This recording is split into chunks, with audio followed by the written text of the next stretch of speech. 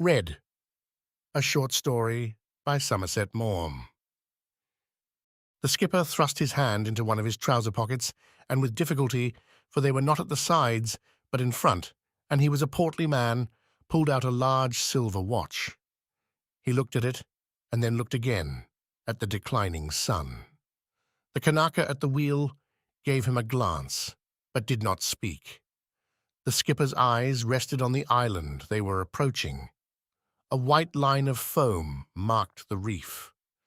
He knew there was an opening large enough to get his ship through, and when they came a little nearer, he counted on seeing it.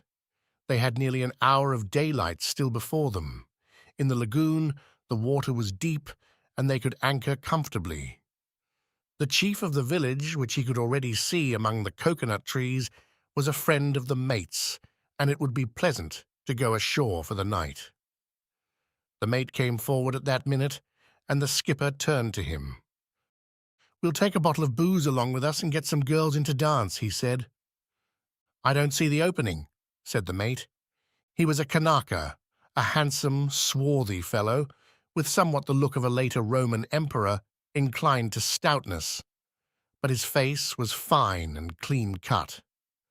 "I'm dead sure there's one right here," said the captain, looking through his glasses. "I can't understand why I can't pick it up. Send one of the boys up the mast to have a look." The mate called one of the crew and gave him the order. The captain watched the Kanaka climb and waited for him to speak, but the Kanaka shouted down that he could see nothing but the unbroken line of foam. The captain spoke Samoan like a native, and he cursed him freely. "Shall he stay up there?" asked the mate. "What the hell good does that do?" answered the captain. "The blame fool can't see worth a cent.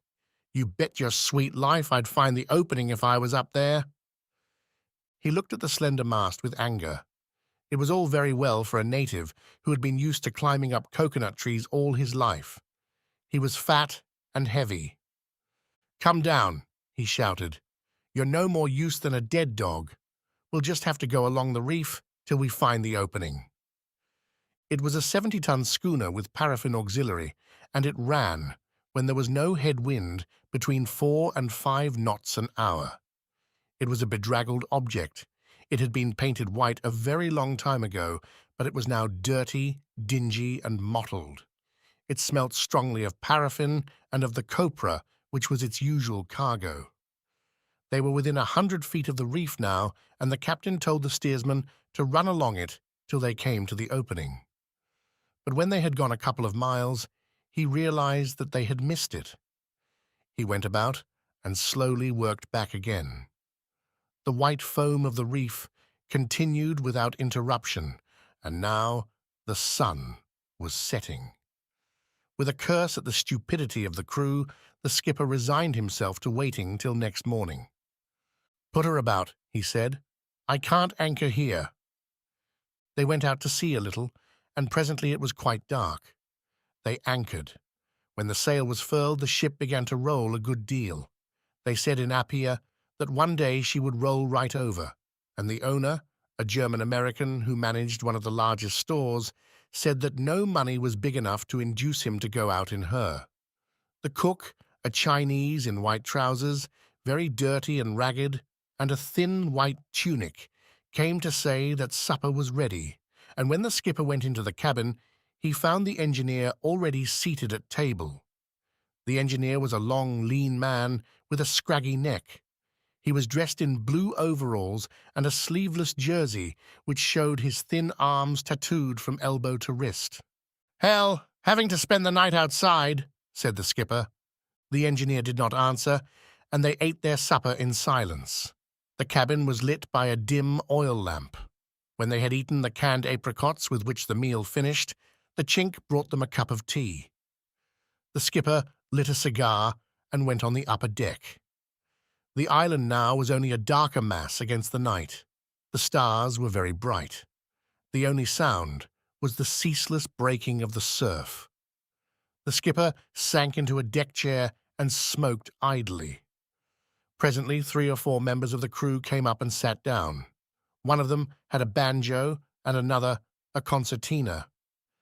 They began to play, and one of them sang. The native song sounded strange on these instruments. Then, to the singing, a couple began to dance. It was a barbaric dance, savage and primeval, rapid, with quick movements of the hands and feet and contortions of the body. It was sensual, sexual even, but sexual without passion. It was very animal, direct, weird without mystery, natural in short, and one might almost say childlike. At last they grew tired. They stretched themselves on the deck and slept, and all was silent. The skipper lifted himself heavily out of his chair and clambered down the companion. He went into his cabin and got out of his clothes.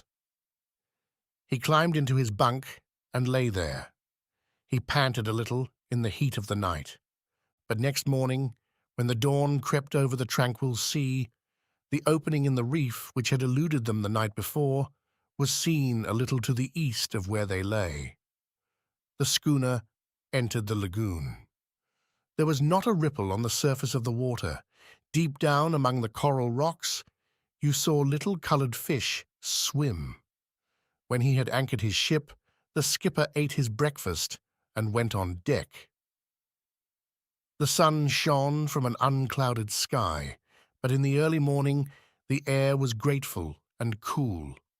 It was Sunday, and there was a feeling of quietness, a silence as though nature were at rest, which gave him a peculiar sense of comfort. He sat, looking at the wooded coast, and felt lazy and well at ease. Presently a slow smile moved his lips, and he threw the stump of his cigar into the water. "I guess I'll go ashore," he said. "Get the boat out." He climbed stiffly down the ladder and was rowed to a little cove. The coconut trees came down to the water's edge, not in rows, but spaced out with an ordered formality. They were like a ballet of spinsters, elderly but flippant, standing in affected attitudes with the simpering graces of a bygone age. He sauntered idly through them, along a path that could be just seen winding its tortuous way, and it led him presently to a broad creek. There was a bridge across it, but a bridge constructed of single trunks of coconut trees, a dozen of them, placed end to end and supported where they met by a forked branch driven into the bed of the creek. You walked on a smooth, round surface, narrow and slippery, and there was no support for the hand. To cross such a bridge required sure feet and a stout heart. The skipper hesitated. But he saw on the other side, nestling among the trees, a white man's house. He made up his mind and rather gingerly began to walk. He watched his feet carefully, and where one trunk joined onto the next, and there was a difference of level, he tottered a little. It was with a gasp of relief that he reached the last tree and finally set his feet on the firm ground of the other side. He had been so intent on the difficult crossing that he never noticed anyone was watching him, and it was with surprise that he heard himself spoken to. It takes a bit of nerve to cross these bridges when you're not used to them. He looked up and saw a man standing in front of him. He had evidently come out of the house, which he had seen. "I saw you hesitate," the man continued with a smile on his lips, "and I was watching to see you fall in." "Not on your life," said the captain, who had now recovered his confidence. "I've fallen in myself before now. I remember one evening I came back from shooting, and I fell in, gun and all. Now I get a boy to carry my gun for me." He was a man no longer young, with a small beard, now somewhat grey, and a thin face. He was dressed in a singlet, without arms, and a pair of duck trousers. He wore neither shoes nor socks. He spoke English with a slight accent. "Are you Nielsen?" asked the skipper. "I am." "I've heard about you. I thought you lived somewheres round here." The skipper followed his host into the little bungalow and sat down heavily in the chair which the other motioned him to take. While Nielsen went out to fetch whisky and glasses, he took a look round the room. It filled him with amazement. He had never seen so many books. The shelves reached from floor to ceiling on all four walls, and they were closely packed. There was a grand piano littered with music, and a large table on which books and magazines lay in disorder. The room made him feel embarrassed. He remembered that Nielsen was a queer fellow. No one knew very much about him, although he had been in the islands for so many years, but those who knew him agreed that he was queer. He was a Swede. "You've got one big heap of books here," he said when Nielsen returned. "They do no harm," answered Nielsen with a smile. "Have you read them all?" asked the skipper. "Most of them. I'm a bit of a reader myself. I have the Saturday Evening Post sent me Riegler." Nielsen poured his visitor a good stiff glass of whiskey and gave him a cigar. The skipper volunteered a little information. "I got in last night, but I couldn't find the opening, so I had to anchor outside. I'd never been this run before, but my people had some stuff they wanted to bring over here. Gray, do you know him?" "Yes, he's got a store a little way along." "Well, there was a lot of canned stuff that he wanted over, and he's got some copra. They thought I might just as well come over as lie idle at Apia. I run between Apia and Pago Pago mostly, but they've got smallpox there just now, and there's nothing stirring." He took a drink of his whiskey and lit a cigar. He was a taciturn man, but there was something in Nielsen that made him nervous, and his nervousness made him talk. The Swede was looking at him with large, dark eyes, in which there was an expression of faint amusement. "This is a tidy little place you've got here." "I've done my best with it." "You must do pretty well with your trees. They look fine. With copra at the price it is now.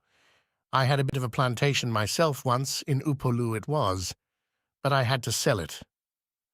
He looked round the room again, where all those books gave him a feeling of something incomprehensible and hostile.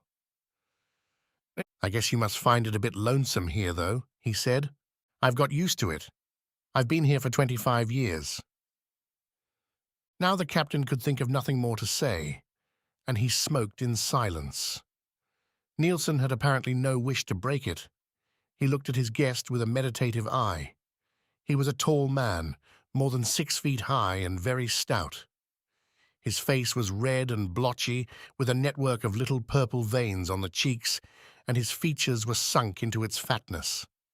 His eyes were bloodshot. His neck was buried in rolls of fat.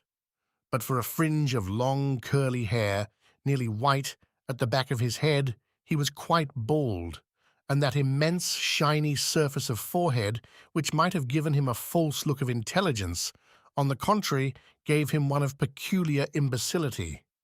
He wore a blue flannel shirt, open at the neck, and showing his fat chest covered with a mat of reddish hair, and a very old pair of blue serge trousers. He sat in his chair in a heavy, ungainly attitude, his great belly thrust forward and his fat legs uncrossed.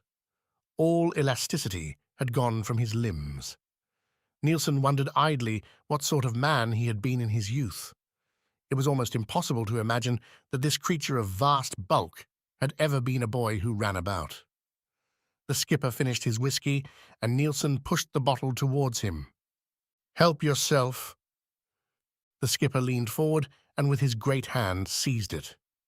"And how come you in these parts anyways?" he said. "Oh, I came out to the islands for my health. My lungs were bad, and they said I hadn't a year to live. You see, they were wrong." "I meant, how come you to settle down right here?" "I am a sentimentalist." "Oh." Nielsen knew that the skipper had not an idea what he meant, and he looked at him with an ironical twinkle in his dark eyes. Perhaps just because the skipper was so gross and dull a man, the whim seized him to talk further. "But you were too busy keeping your balance to notice when you crossed the bridge, but this spot is generally considered rather pretty. It's a cute little house you've got here." "Ah, that wasn't here when I first came." There was a native hut, with its beehive roof and its pillars overshadowed by a great tree with red flowers, and the croton bushes Their leaves, yellow and red and golden, made a pied fence around it. And then all about were the coconut trees, as fanciful as women and as vain. They stood at the water's edge and spent all day looking at their reflections. I was a young man then. Good heavens, it's a quarter of a century ago, and I wanted to enjoy all the loveliness of the world in the short time allotted to me before I passed into the darkness. I thought it was the most beautiful spot I had ever seen. The first time I saw it, I had a catch at my heart, and I was afraid I was going to cry. I wasn't more than 25, and though I put the best face I could on it, I didn't want to die. And somehow it seemed to me that the very beauty of this place made it easier for me to accept my fate.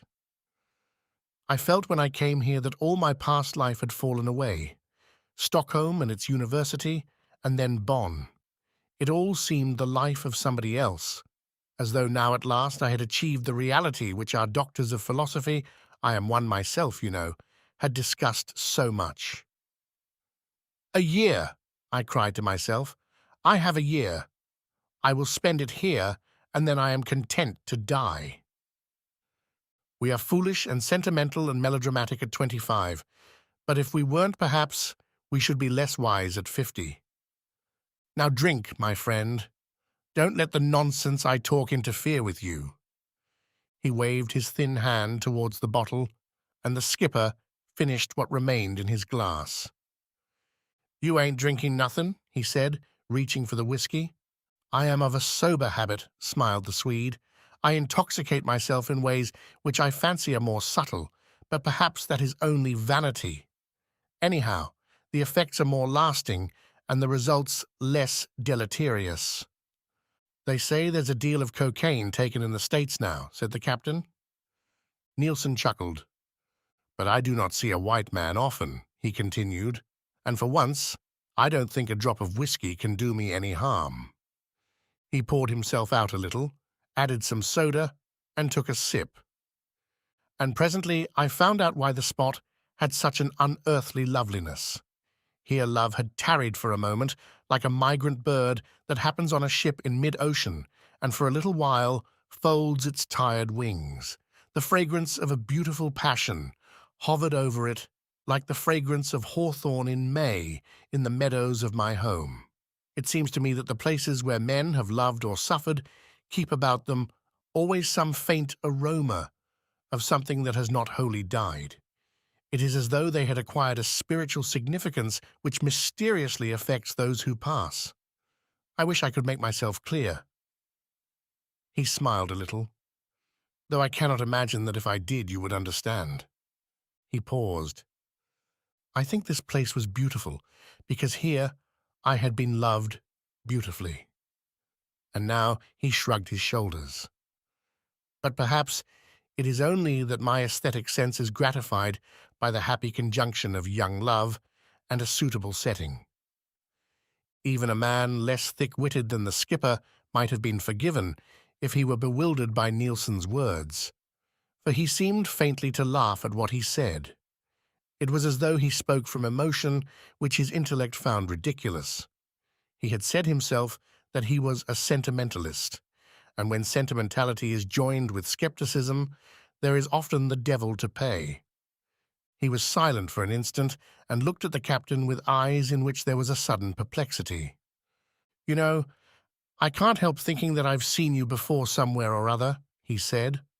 "I couldn't say as I remember you," returned the skipper. "I have a curious feeling as though your face were familiar to me. It's been puzzling me for some time, but I can't situate my recollection in any place or at any time." The skipper massively shrugged his heavy shoulders. "It's 30 years since I first come to the islands. A man can't figure on remembering all the folk he meets in a while like that." The Swede shook his head.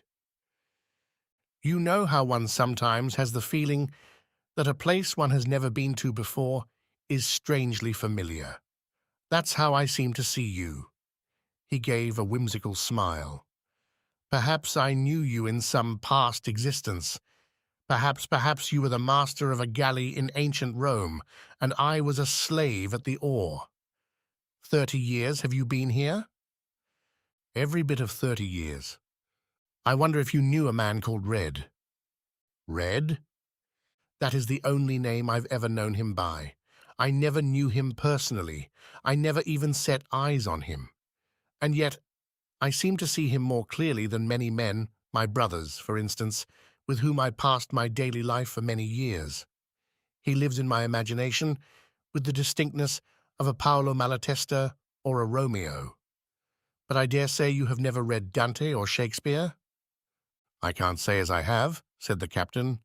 Nielsen, smoking a cigar, leaned back in his chair and looked vacantly at the ring of smoke which floated in the still air. A smile played on his lips, but his eyes were grave. Then he looked at the captain. There was in his gross obesity something extraordinarily repellent. He had the plethoric self-satisfaction of the very fat. It was an outrage. It set Nielsen's nerves on edge. But the contrast between the man before him and the man he had in mind was pleasant. It appears that Red was the most comely thing you ever saw. I've talked to quite a number of people who knew him in those days, white men, and they all agree that the first time you saw him, his beauty just took your breath away. They called him Red on account of his flaming hair. It had a natural wave, and he wore it long. It must have been of that wonderful color that the pre-Raphaelites raved over. I don't think he was vain of it. He was much too ingenuous for that, but no one could have blamed him if he had been. He was tall, 6 feet and an inch or two. In the native house that used to stand here was the mark of his height, cut with a knife on the central trunk that supported the roof. And he was made like a Greek god, broad in the shoulders and thin in the flanks. He was like Apollo, with just that soft roundness which Praxiteles gave him, and that suave, feminine grace which has in it something troubling and mysterious. His skin was dazzling white, milky like satin. His skin was like a woman's. I had kind of a white skin myself when I was a kiddie, said the skipper, with a twinkle in his bloodshot eyes. But Nielsen paid no attention to him. He was telling his story now, and interruption made him impatient. And his face was just as beautiful as his body. He had large blue eyes, very dark, so that some say they were black, and unlike most red-haired people, he had dark eyebrows and long, dark lashes.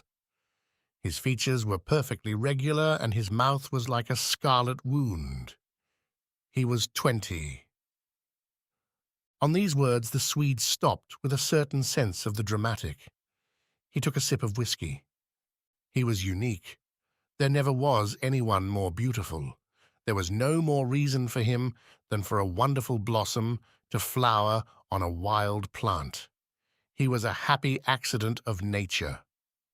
One day he landed at that cove into which you must have put this morning. He was an American sailor, and he had deserted from a man-of-war in Apia. He had induced some good-humored native to give him a passage on a cutter that happened to be sailing from Apia to Sofoto, and he had been put ashore here in a dugout. I do not know why he deserted. Perhaps life on a man-of-war with its restrictions irked him. Perhaps he was in trouble, and perhaps it was the South Seas and these romantic islands that got into his bones. Every now and then they take a man strangely, and he finds himself like a fly in a spider's web. It may be that there was a softness of fibre in him, and these green hills with their soft airs, this blue sea, took the northern strength from him, as Delilah took the Nazarites. Anyhow, he wanted to hide himself, and he thought he would be safe in this secluded nook till his ship had sailed from Samoa. There was a native hut at the cove, and as he stood there, wondering where exactly he should turn his steps, a young girl came out and invited him to enter. He knew scarcely 2 words of the native tongue, and she as little English. But he understood well enough what her smiles meant, and her pretty gestures, and he followed her. He sat down on a mat, and she gave him slices of pineapple to eat. I can speak of Red only from hearsay, but I saw the girl 3 years after he first met her, and she was scarcely 19 then. You cannot imagine how exquisite she was. She had the passionate grace of the hibiscus and the rich color. She was rather tall, slim, with the delicate features of her race, and large eyes like pools of still water under the palm trees.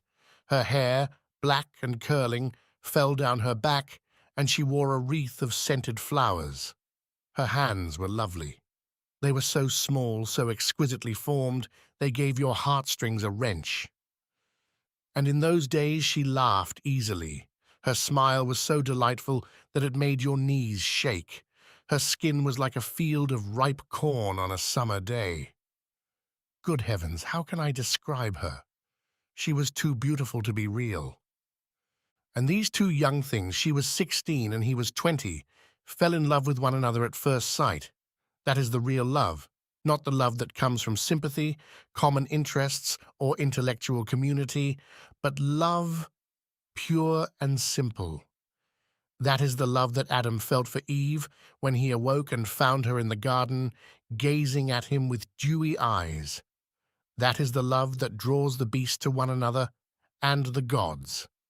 That is the love that makes the world a miracle. That is the love which gives life its pregnant meaning. You have never heard of the wise, cynical French duke who said that with two lovers there is always one who loves and one who lets himself be loved. It is a bitter truth to which most of us have to resign ourselves. But now and then there are two who love and two who let themselves be loved. Then one might fancy that the sun stands still as it stood when Joshua prayed to the God of Israel. And even now, after all these years, when I think of these two, so young, so fair, so simple, and of their love, I feel a pang.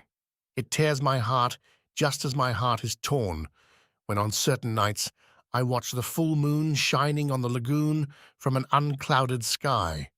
There is always pain in the contemplation of perfect beauty. They were children. She was good and sweet and kind. I know nothing of him, and I like to think that then, at all events, he was ingenuous and frank. I like to think that his soul was as comely as his body. But I dare say he had no more soul than the creatures of the woods and forests who made pipes from reeds and bathed in the mountain streams when the world was young, and you might catch sight of little fawns galloping through the glade on the back of a bearded centaur. A soul is a troublesome possession, and when man developed it, he lost the Garden of Eden. Well, when Red came to the island, it had recently been visited by one of those epidemics which the white man has brought to the South Seas, and 1/3 of the inhabitants had died. It seems that the girl had lost all her near kin, and she lived now in the house of distant cousins. The household consisted of 2 ancient crones, bowed and wrinkled, 2 younger women, and a man and a boy. For a few days he stayed there, but perhaps he felt himself too near the shore, with the possibility that he might fall in with white men who would reveal his hiding place. Perhaps the lovers could not bear that the company of others should rob them for an instant of the delight of being together. One morning they set out, the pair of them, with the few things that belonged to the girl, and walked along a grassy path under the coconuts till they came to the creek you see. They had to cross the bridge you crossed, and the girl laughed gleefully because he was afraid. She held his hand till they came to the end of the first tree, and then his courage failed him, and he had to go back. He was obliged to take off all his clothes before he could risk it, and she carried them over for him on her head. They settled down in the empty hut that stood here. Whether she had any rights over it, land tenure is a complicated business in the islands, or whether the owner had died during the epidemic, I do not know, but anyhow, no one questioned them, and they took possession. Their furniture consisted of a couple of grass mats on which they slept, a fragment of looking-glass and a bowl or two. In this pleasant land, that is enough to start housekeeping on. They say that happy people have no history, and certainly a happy love has none. They did nothing all day long, and yet the days seemed all too short. The girl had a native name, but Red called her Sally. He picked up the easy language very quickly, and he used to lie on the mat for hours while she chattered gaily to him. He was a silent fellow, and perhaps his mind was lethargic. He smoked incessantly the cigarettes which she made him out of the native tobacco and pandanus leaf, and he watched her while with deft fingers she made grass mats. Often natives would come in and tell long stories of the old days when the island was disturbed by tribal wars. Sometimes he would go fishing on the reef and bring home a basket full of colored fish. Sometimes at night he would go out with a lantern to catch lobster. There were plantains round the hut, and Sally would roast them for their frugal meal. She knew how to make delicious messes from coconuts, and the breadfruit tree by the side of the creek gave them its fruit. On feast days, they killed a little pig and cooked it on hot stones. They bathed together in the creek, and in the evening they went down to the lagoon and paddled about in a dugout with its great outrigger. The sea was deep blue, wine-colored at sundown, like the sea of Homeric Greece. But in the lagoon, the color had an infinite variety, aquamarine and amethyst and emerald, and the setting sun turned it for a short moment to liquid gold. Then there was the color of the coral, brown, white, pink, red, purple, and the shapes it took were marvelous. It was like a magic garden, and the hurrying fish were like butterflies. It strangely lacked reality. Among the coral were pools with a floor of white sand, and here, where the water was dazzling clear, it was very good to bathe. Then, cool and happy, they wandered back in the gloaming over the soft grass road to the creek, walking hand in hand, and now the myna birds filled the coconut trees with their clamor. And then the night, with that great sky shining with gold that seemed to stretch more widely than the skies of Europe, and the soft airs that blew gently through the open hut, the long night again was all too short. She was 16, and he was barely 20. The dawn crept in among the wooden pillars of the hut and looked at those lovely children sleeping in one another's arms. The sun hid behind the great tattered leaves of the plantains so that it might not disturb them, and then, with playful malice, shot a golden ray, like the outstretched paw of a Persian cat, on their faces. They opened their sleepy eyes, and they smiled to welcome another day. The weeks lengthened into months, and a year passed. They seemed to love one another as, I hesitate to say passionately, for passion has in it always a shade of sadness, a touch of bitterness or anguish, but as whole-heartedly, as simply and naturally as on that first day on which, meeting, they had recognized that a god was in them. If you had asked them, I have no doubt that they would have thought it impossible to suppose their love could ever cease. Do we not know that the essential element of love is a belief in its own eternity?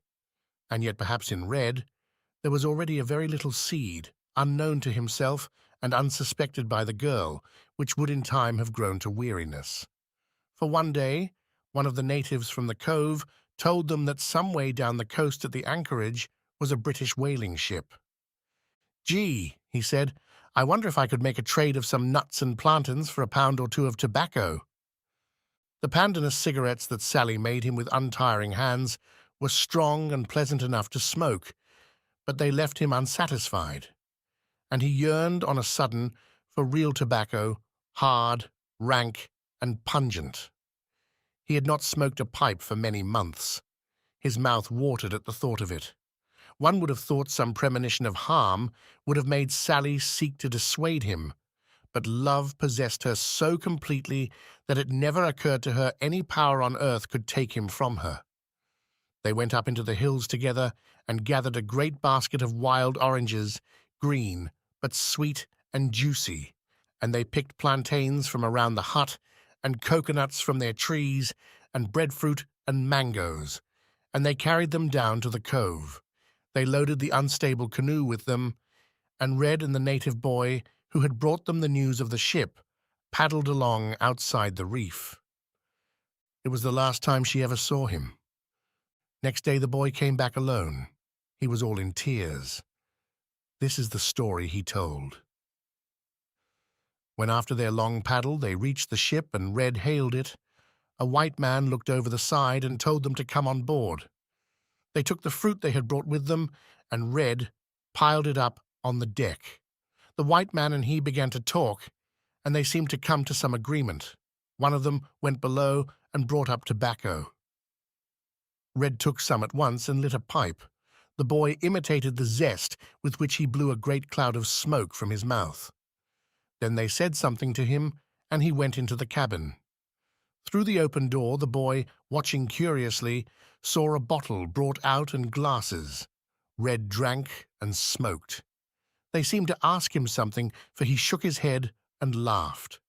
The man, the first man who had spoken to them, laughed too, and he filled Red's glass once more. They went on talking and drinking, and presently, growing tired of watching a sight that meant nothing to him, the boy curled himself up on the deck and slept. He was awakened by a kick, and jumping to his feet, he saw that the ship was slowly sailing out of the lagoon.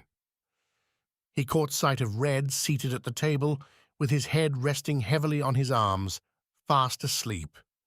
He made a movement towards him, intending to wake him, but a rough hand seized his arm, and a man, with a scowl and words which he did not understand, pointed to the side. He shouted to Red, but in a moment he was seized and flung overboard. Helpless, he swam round to his canoe, which was drifting a little way off, and pushed it onto the reef. He climbed in, and sobbing all the way, paddled back to shore. What had happened was obvious enough. The whaler, by desertion or sickness, was short of hands, and the captain, when Red came aboard, had asked him to sign on. On his refusal, he had made him drunk and kidnapped him. Sally was beside herself with grief. For 3 days she screamed and cried. The natives did what they could to comfort her, but she would not be comforted.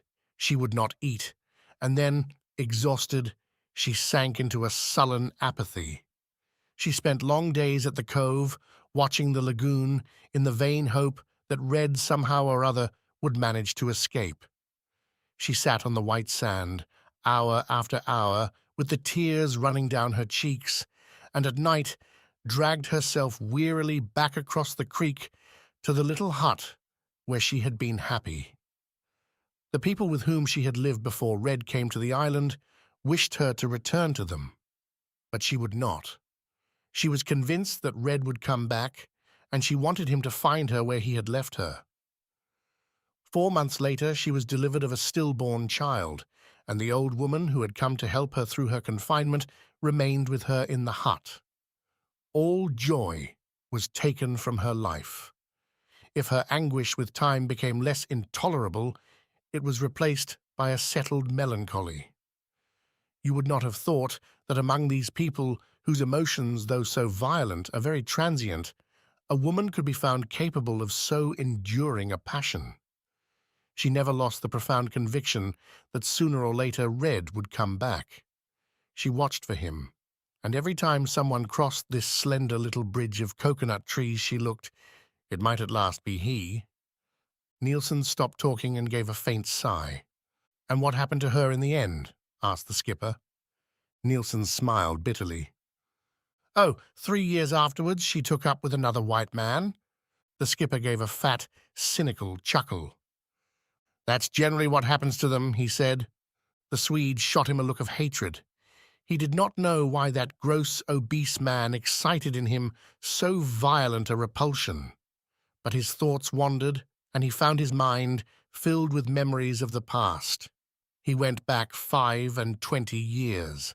It was when he first came to the island, weary of Apia, with its heavy drinking, its gambling and coarse sensuality, a sick man trying to resign himself to the loss of the career which had fired his imagination with ambitious thoughts. He set behind him resolutely all his hopes of making a great name for himself, and strove to content himself with the few poor months of careful life which was all that he could count on. He was boarding with a half-caste trader who had a store a couple of miles along the coast at the edge of a native village, and one day, wandering aimlessly along the grassy paths of the coconut groves, he had come upon the hut in which Sally lived. The beauty of the spot had filled him with a rapture so great that it was almost painful. And then he had seen Sally. She was the loveliest creature he had ever seen, and the sadness in those dark, magnificent eyes of hers affected him strangely. The Kanakas were a handsome race, and beauty was not rare among them, but it was the beauty of shapely animals. It was empty. But those tragic eyes were dark with mystery, and you felt in them the bitter complexity of the groping human soul. The trader told him the story, and it moved him. "Do you think he'll ever come back?" asked Nielsen. "No fear. Why, it'll be a couple of years before the ship is paid off, and by then he'll have forgotten all about her. I bet he was pretty mad when he woke up and found he'd been shanghaied, and I shouldn't wonder, but he wanted to fight somebody. But he'd got to grin and bear it. And I guess in a month he was thinking it the best thing that had ever happened to him that he got away from the island." But Nielsen could not get the story out of his head.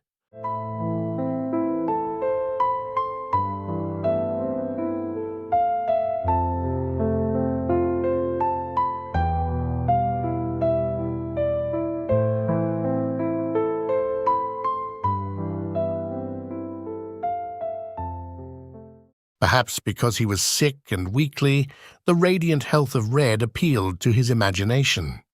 Himself an ugly man, insignificant of appearance, he prized very highly comeliness in others. He had never been passionately in love, and certainly he had never been passionately loved. The mutual attraction of those two young things gave him a singular delight. It had the ineffable beauty of the absolute. He went again to the little hut by the creek. He had a gift for languages and an energetic mind, accustomed to work, and he had already given much time to the study of the local tongue. Old habit was strong in him, and he was gathering together material for a paper on the Samoan speech. The old crone, who shared the hut with Sally, invited him to come in and sit down. She gave him kava to drink and cigarettes to smoke. She was glad to have someone to chat with, and while she talked, he looked at Sally. She reminded him of the Psyche in the museum at Naples.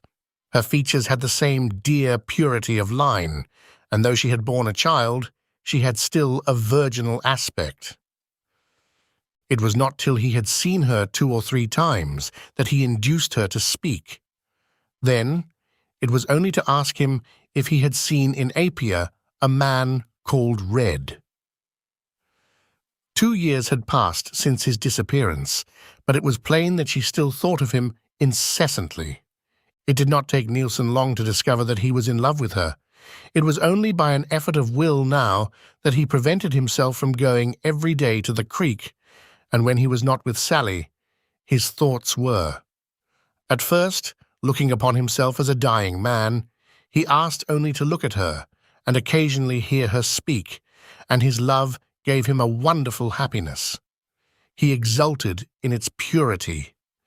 He wanted nothing from her but the opportunity to weave around her graceful person a web of beautiful fancies. But the open air, the equable temperature, the rest, the simple fare, began to have an unexpected effect on his health. His temperature did not soar at night to such alarming heights. He coughed less and began to put on weight. 6 months passed without his having a hemorrhage, and on a sudden he saw the possibility that he might live. He had studied his disease carefully, and the hope dawned upon him that with great care he might arrest its course. It exhilarated him to look forward once more to the future. He made plans. It was evident that any active life was out of the question, but he could live on the islands, and the small income he had, insufficient elsewhere, would be ample to keep him. He could grow coconuts. That would give him an occupation, and he would send for his books and a piano, But his quick mind saw that in all this he was merely trying to conceal from himself the desire which obsessed him. He wanted Sally. He loved not only her beauty, but that dim soul which he divined behind her suffering eyes. He would intoxicate her with his passion. In the end, he would make her forget. And in an ecstasy of surrender, he fancied himself giving her too the happiness which he had thought never to know again, but had now so miraculously achieved. He asked her to live with him. She refused. He had expected that and did not let it depress him, for he was sure that sooner or later she would yield. His love was irresistible. He told the old woman of his wishes and found somewhat to his surprise that she and the neighbours, long aware of them, were strongly urging Sally to accept his offer. After all, every native was glad to keep house for a white man, and Nielsen, according to the standards of the island, was a rich one. The trader with whom he boarded went to her and told her not to be a fool. Such an opportunity would not come again, and after so long, she could not still believe that Red would ever return. The girl's resistance only increased Nielsen's desire, and what had been a very pure love now became an agonizing passion. He was determined that nothing should stand in his way. He gave Sally no peace. At last, worn out by his persistence and the persuasions, by turns pleading and angry, of everyone around her, she consented. But the day after, when, exultant, he went to see her, he found that in the night she had burnt down the hut in which she and Red had lived together.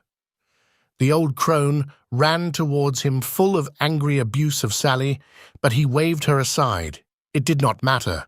They would build a bungalow on the place where the hut had stood.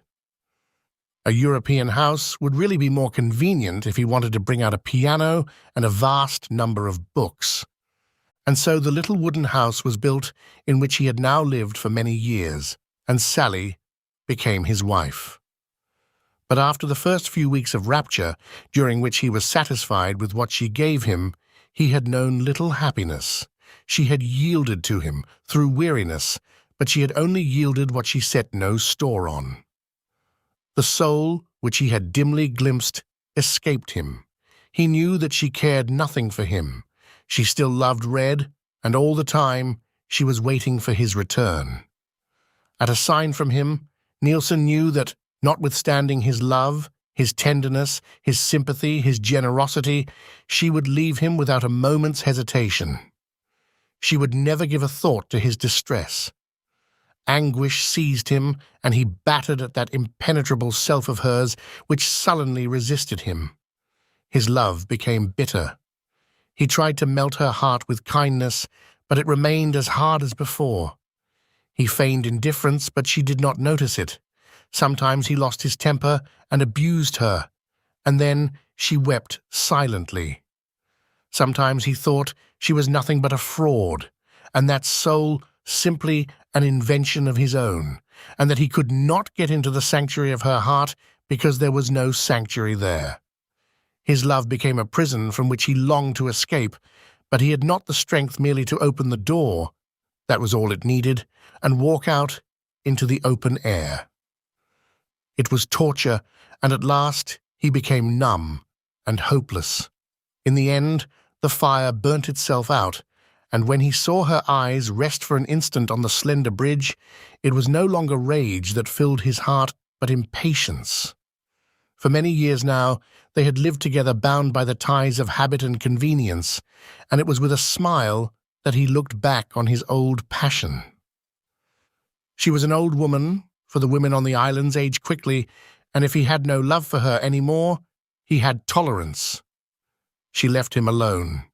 He was contented with his piano and his books. His thoughts led him to a desire for words. When I look back now and reflect on that brief, passionate love of Red and Sally, I think that perhaps they should thank the ruthless fate that separated them when their love seemed still to be at its height.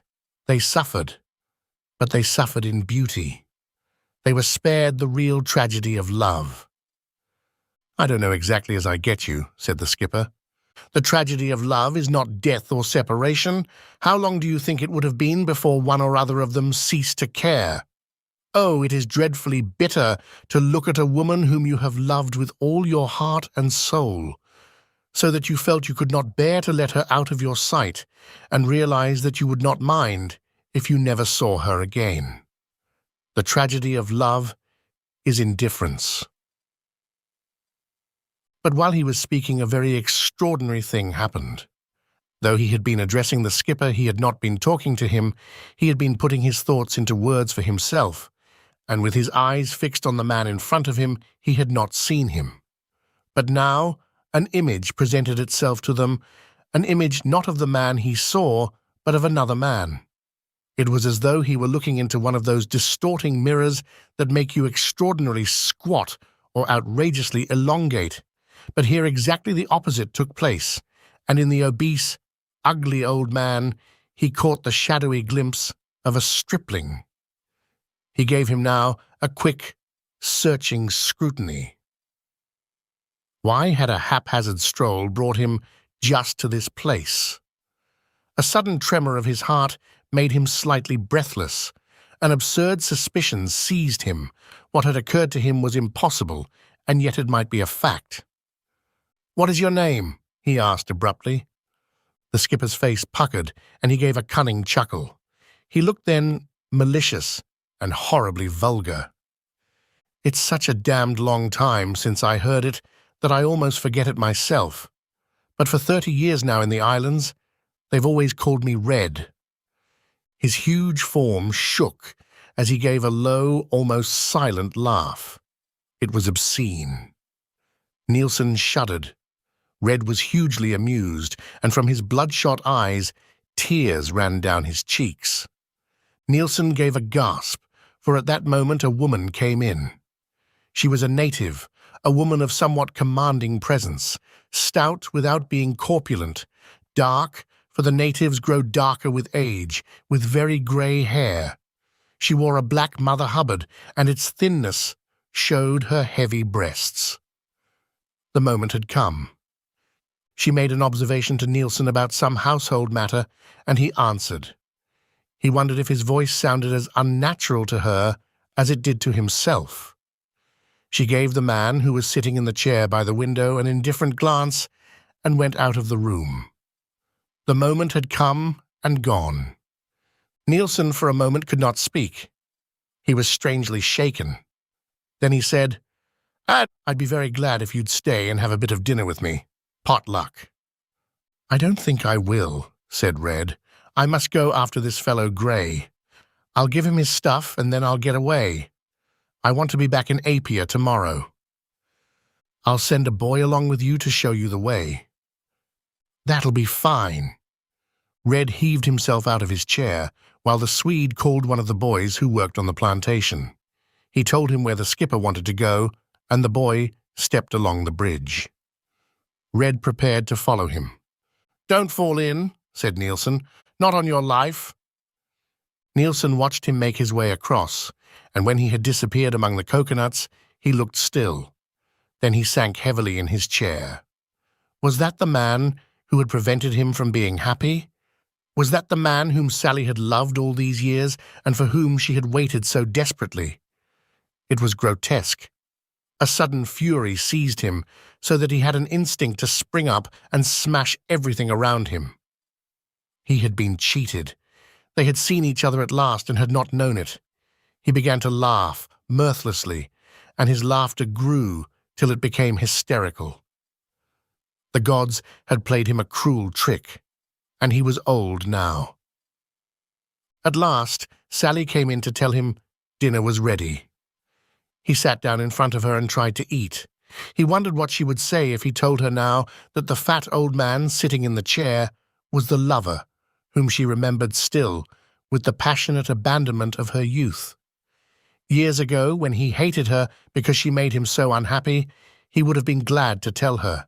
He wanted to hurt her then as she hurt him, because his hatred was only love. But now he did not care. He shrugged his shoulders listlessly. What did that man want? she asked presently. He did not answer at once. She was old too, a fat old native woman. He wondered why he had ever loved her so madly.